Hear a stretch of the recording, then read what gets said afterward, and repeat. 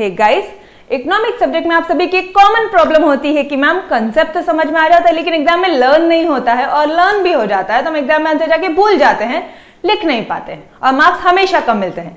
तो आपकी यही सारी प्रॉब्लम्स को सॉल्व करने के लिए मैं प्रीति सोनी भंडारी आपको ओनली लेक्चर्स के यूट्यूब चैनल पे पूरा इकोनॉमिक सब्जेक्ट, जी हाँ पूरा economic subject magic memory technique के साथ, स्टोरीज बताते हुए, समरी नोट्स के साथ पूरा इकोनॉमिक्स लर्न करवाने के लिए आई हूँ, और साथ ही साथ एग्जाम में आंसर किस तरह से प्रेजेंट करना है ये भी बताने के लिए आई हूँ।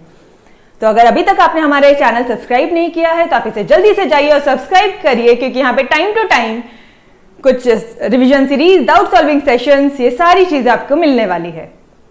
और हाँ, अगले 5 से 6 दिनों में आप सभी के लिए एक बिगेस्ट अनाउंसमेंट आने वाला है, तो जल्द ही जाइए और ये चैनल सब्सक्राइब करिए। मैम आप किस तरह से लर्न करवाने वाले हो, आइए देखते हैं अगले 5 मिनट में। मुझे एक बात बताओ, अगर आपको आपके पापा के बारे में कुछ पूछा जाता है तो आप क्या लिखोगे? अरे फादर ऑफ इकोनॉमिक्स के बारे में पूछा जाता है तो आप एग्जाम में क्या लिख कर आओगे? मैम इन्होंने बताया था कि economics is the science of wealth, इन्होंने वेल्थ ओरिएंटेड डेफिनेशन दी थी, और इन्होंने कैपिटल और वेल्थ एक्यूमुलेशन पे बहुत ज्यादा फोकस किया है। ऑलराइट, तो मुझे एक बात बताओ, क्या ये जो 3 पॉइंट्स आपने लिखे हैं, क्या ये 3 पॉइंट्स में आपको आपका एग्जामिनर 4 मार्क्स पूरा दे देगा? नहीं ना। तो फिर आपने आपके ये बुक के नाम क्यों नहीं लिखी? मैम बहुत ज्यादा बड़ी है ना, लर्न नहीं होती है। मैं आपको लर्न करवा के देती हूँ। आप किस तरह से एग्जाम में लिखोगे? हालांकि इन्होंने बहुत सारी बुक लिखी है, उसमें से इनकी एक फेमस बुक है inquiry into nature and causes of wealth of nation. हालांकि इन्होंने बहुत सारी बुक लिखी है, he has written various books on economics, but his most famous books is an inquiry into nature and causes of wealth of nation. अब इसको कैसे पढ़ना है देखो। आप लोग एग्जाम में गलतियां क्या करते हो? आप ENQIRY लिख के आ जाते हो। इंक्वायरी मतलब होता है, मैम कल छुट्टी है क्या? ये वाला क्वेश्चन एग्जाम में आने वाला है। ये होता है जब आप किसी से नॉर्मली कुछ क्वेश्चन पूछते हो तो होता है इंक्वायरी। एंड आई वाला इंक्वायरी क्या होता है? जब फॉर्मल इन्वेस्टिगेशन होता है। मान लीजिए किसी कंपनी में इनकम टैक्स डिपार्टमेंट की रेड गिर गई, तो इनकम टैक्स ऑफिसर वो कंपनी में जाएंगे एंड वो पूरी जांच पड़ताल करेंगे, वो पूरा इन्वेस्टिगेशन करेंगे, वहां का डेटा कलेक्ट करेंगे, डॉक्यूमेंटेशन कलेक्ट करेंगे, एंड वो फाइनली एक रिपोर्ट बना के देंगे कि आपने इतने इनकम टैक्स की चोरी की है। अब ध्यान से देखो डेफिनेशन, ठीक है, बुक का नाम ध्यान से देखो, एन इंक्वायरी। अब हम लोग फॉर्मल इन्वेस्टिगेशन करेंगे कि हमारे नेशन में वेल्थ किस फॉर्म में क्रिएट हो रहा है और कैसे क्रिएट हो रहा है, किस फॉर्म में और कैसे क्रिएट हो रहा है। An inquiry into nature and causes of wealth of nation, कि नेशन में वेल्थ किस फॉर्म में एंड कैसे क्रिएट हो रहा है। और ये बुक इन्होंने पब्लिश की थी इन द ईयर 1776। कितना इजी है, ठीक है। An inquiry into nature and causes of wealth of nations. Ma'am की पॉइंट्स, उसके लिए एक छोटी सी स्टोरी है, चलो देखते हैं। हम छोटी सी स्टोरी देखते हैं।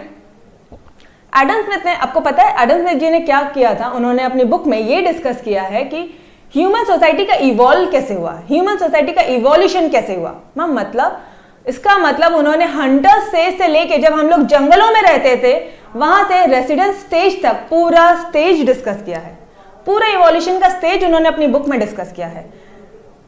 और क्योंकि उन्होंने रेसिडेंस के स्टेज तक डिस्कस किया है, मतलब आज मॉडर्न सोसाइटी है, और इस मॉडर्न सोसाइटी में एक फ्री मार्केट इकोनॉमी चलती है। आप जब चाहे जो चाहे वो गुड्स बना सकते हो, आप जब चाहे जो चाहे वो गुड्स बना सकते हो। इसका मतलब गवर्नमेंट का इंटरवेंशन नहीं होता है, और इसी का मतलब होता है laser fair policy. Point number 1 हो गया। क्योंकि मॉडर्न सोसाइटी है, मॉडर्न सोसाइटी मतलब एक फ्री मार्केट इकोनॉमी है, क्योंकि आप जब चाहे जो चाहे वो गुड्स बना सकते हो। इसका मतलब है कि गवर्नमेंट का कोई इंटरवेंशन नहीं होता, that is laser fair policy. बढ़ते हैं पॉइंट नंबर 2 की तरफ। और क्योंकि गवर्नमेंट का इंटरवेंशन नहीं होता and you have right to, आप फ्री हो, जो चाहे वो बना सकते हो, तो आप ये जो डिसीजंस है, what to produce, how to produce and for whom to produce, ये आप किसके हिसाब से लोगे? क्या बनाना है, कैसे बनाना है, किसके लिए बनाना है, ये डिसीजन मैम हम तो लेंगे मार्केट में जिस गुड्स की ज्यादा डिमांड होगी ना, हम वही गुड्स ज्यादा से ज्यादा सप्लाई करेंगे। अच्छा, तो ऐसे से तो बहुत सारे सप्लायर्स होंगे, नंबर ऑफ सप्लायर्स बहुत ज्यादा हो जाएंगे इकोनॉमी में कंपटीशन हो जाएगा, और इकोनॉमी में कंपटीशन होना, इसी का तो मतलब है नेचर्स लॉ। कंपटीशन ही तो नेचर्स का लॉ है, समझ में आया? कंपटीशन ही नेचर्स लॉ है। ऑलराइट, बढ़ते हैं पॉइंट नंबर 3 की तरफ, जो बहुत ही आसान सा पॉइंट है। सिंस आप फ्री हो, आप जो चाहे वो बना सकते हो, बट मैडम रिसोर्सेज तो लिमिटेड है, रिसोर्सेज तो हमारे पास लिमिटेड है, हम हमारे रिसोर्सेज जो गिवन रिसोर्सेज है उसी में से ही बनाना है हमें, जो भी बनाना है। तो आप प्रॉपरली सारे रिसोर्सेज को अलोकेट करोगे, फिर चाहे वो नेचुरल रिसोर्सेज हो चाहे वो ह्यूमन रिसोर्सेज हो। आप ह्यूमंस को भी बोलोगे कि भाई तू ये काम कर, तुम ये काम करो, तुम ये काम करो।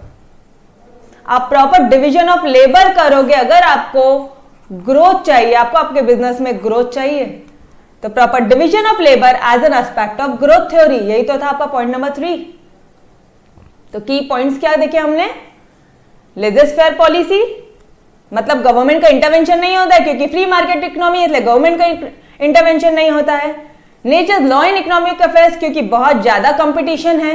And division of labour as an aspect of growth theory. ये हो गए हैं आपके चारों points learn. Laissez faire policy, nature's law in economic affairs, division of labour as an aspect of growth theory and wealth and capital accumulation. ये वाला point 4th point तो बहुत ईजी है, तो आप ही को लर्न हो गया था। इसी तरह से पूरा इकोनॉमिक सब्जेक्ट रिवाइज करना है, लर्न करना है, तो ओनली लेक्चर्स का यूट्यूब चैनल आपको सब्सक्राइब करना है। Till then bye bye, take care.